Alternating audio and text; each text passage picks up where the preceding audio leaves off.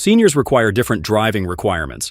They should prioritize easy accessibility through features such as high seating positions, low step-in height, wide door openings, and ergonomic controls that reduce physical strain.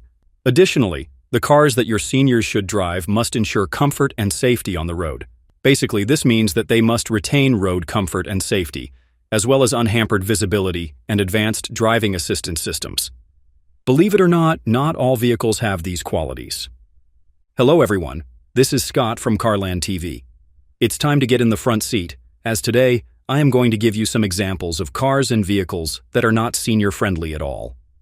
Before I start, I would really appreciate it if you would push those buttons below. The subscribe button, the notification bell, all of them. This is not necessary, but those little clicks help a brother out. Plus, it pushes me to give you more valuable car-related content on your screen. Now buckle up, and let's get back to the video.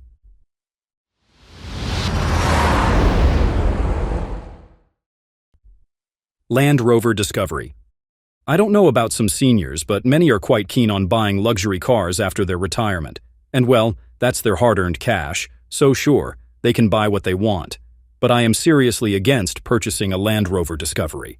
While the Discovery is known for its off-road capabilities and luxurious appeal, it's still not a vehicle that I recommend for seniors, primarily because of reasons relating to its design and usability. One major issue I see with the Land Rover Discovery is its high step-in height, which makes it difficult for older passengers to enter and exit the SUV. Despite its having extra features like deployable side steps, the access of this passenger from the perspective of seniors can still be cumbersome, especially if you're going to compare it with rivals with lower ride heights. Additionally, the Discovery's large size and boxy design can make it harder to maneuver in tight parking spaces or urban areas, and seniors are no longer up for that stress. Your grandma or grandpa doesn't want to do any more of that, so please spare them from the hassle. Another concern is the complex technology and infotainment system of basically any Land Rover car, not just this one. I am pretty sure that these overly sophisticated setups can overwhelm seniors who prefer straightforward, user-friendly controls. Land Rover's PV Pro system, though feature-rich, has a learning curve, and its reliance on touchscreen interfaces for key functions can be less intuitive than traditional knobs and buttons. I mean, oldies still love the analog and manual controls. Plus, the Discovery is notorious for its reliability, or lack thereof. Land Rover is no stranger when it comes to criticisms about frequent mechanical and electrical issues, with the Discovery far from being no exception. Mazda MX-5 Miata. I praised the MX-5 Miata a lot in this channel. In fact, I think that this car doesn't get the flowers that it deserves. But if you want an entry-level car that gives a solid impression of a performance vehicle, this gotta be it. But hey, this thing is never meant for senior drivers, and I can list all the reasons why. Similar to some of the cars I listed here, the MX-5 Miata has a low seating position. It's very, very low, which would make getting in and out of the car actually challenging, especially for those who have limited mobility, back issues, or joint pain. These individuals require a higher seating position so that they don't have to bend and twist their bodies excessively. Of course, the reason why I don't recommend the Miata is quite obvious. Just take a look at its cabin. It's too compact and tight. No senior in their right mind would consider something that would prevent them from stretching their bodies. Then there's the fact that it has a limited cargo capacity. It's less than 5 cubic feet in its trunk, which makes the Miata unreliable for seniors who may need to carry groceries, medical stuff, and other daily essentials. I also have to emphasize that the performance-oriented nature of the MX-5 Miata could be disadvantageous for seniors. Surely, the sport-tuned suspension and focus on handling this Mazda car come at the expense of ride comfort. While these characteristics are, again, great for enthusiasts, the firm ride can be jarring on rough roads, which may cause discomfort for older drivers and passengers during longer trips. Jeep Wrangler. One way or another, the Jeep Wrangler is capable of alluring senior drivers, especially those who have the desire to hit the beaten paths. But here's the thing. The Wrangler is seriously not for them.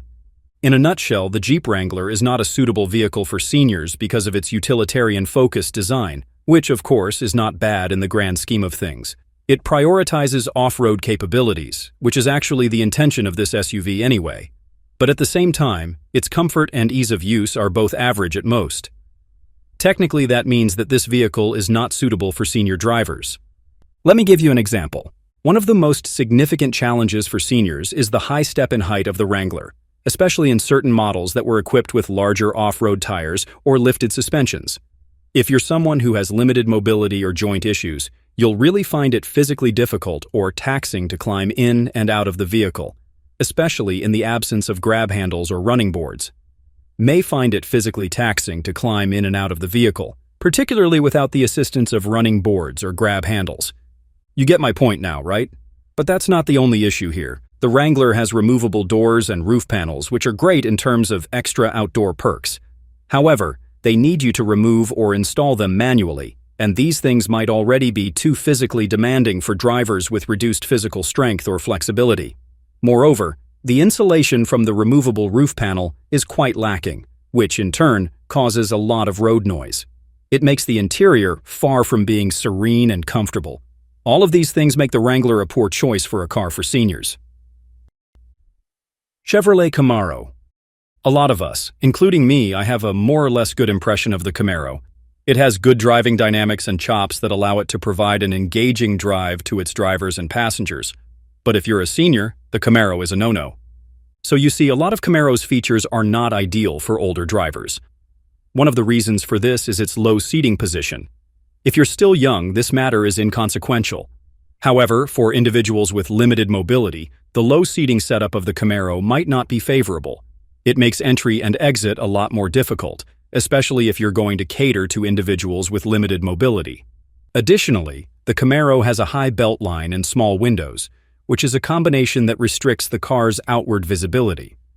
Regardless where you look at it, that would be disadvantageous to senior drivers. Of course, this justifies the fact that the Camaro actually poses tons of potential safety concerns for drivers who may already experience diminished peripheral vision, such as, again, your senior, or you, if in case you are the senior. Plus, we all know that the Camaro has a stiff suspension and performance-oriented handling, right? We young drivers are cool with it, but it can result in a less comfortable ride for not-so-young passengers. It could be jarring for seniors who simply want to have a chill time on the road. So yeah, even if your seniors find the Camaro cool, just convince them that it is not a good idea to drive this car at all. Chevrolet Tahoe. The Tahoe is probably one of the most popular and recognizable large SUVs here in the United States. It's an excellent choice for anyone who wants a cavernous interior for passengers and cargo. Of course, it's also safe to assume that many seniors would find this vehicle appealing as their daily ride. However, I recommend that you skip the Tahoe or any large SUV if that matters. The Tahoe, in particular, shares the same complexities and nuances in its designs as other cars I listed here that make it unfavorable for seniors. Of course, its high step-in height can make entry and exit difficult for seniors. The presence of joint problems or mobility restrictions could actually make it challenging for anyone to get in the Tahoe. I am not just singling out seniors here. Basically, what I am trying to say is that the Tahoe has challenging access. Even with optional running boards, getting into this ride has been proven to be taxing for older passengers and drivers. Additionally, its cargo area has a lift-over height. Now, there's a problem with that design. After all, it makes loading and unloading heavy items cumbersome, which can strain the aging bodies of seniors. If you lack the strength or flexibility, it could be very difficult for you to haul stuff inside its cargo. From a driving perspective, I can really say that the bulky size and hefty weight make it less maneuverable, especially in crowded urban environments or narrow parking spaces. The truck-based platform of the Tahoe, as well as its wide turning radius, will make it more challenging for someone with limited patience and dexterity to navigate the car, as compared to smaller crossovers or sedans. And that completes this list. Thanks for sticking to the end. If you enjoyed this video, please hit the like and share buttons. I know it's a chore, but it helps the channel a lot. Until next time, drive safely.